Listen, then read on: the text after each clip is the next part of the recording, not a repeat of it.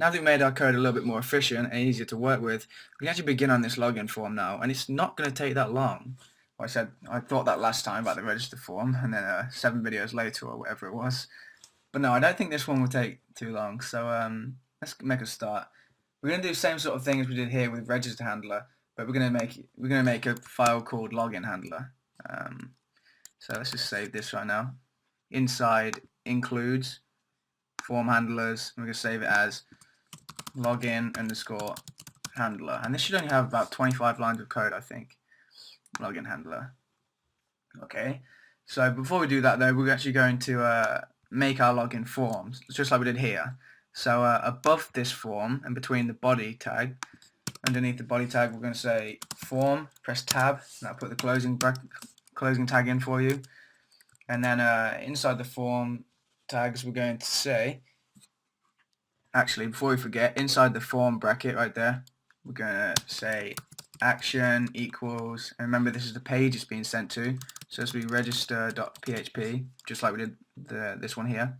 And then method is also going to be post in all capitals. Oh, make sure you got double quotes around that as well. Method equals post, just the same as we did here.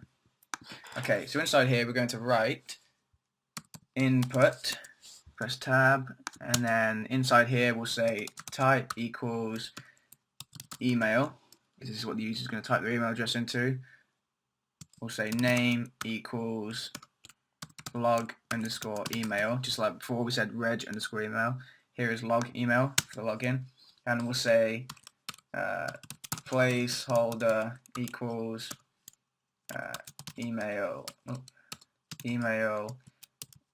address. Okay, and let's give that a capital A as well. Okay, so there's the email one, and we'll just copy that again, paste it underneath, change this type to password, change the name to log password, and this will be just password. Now let's also let's copy the submit button down here,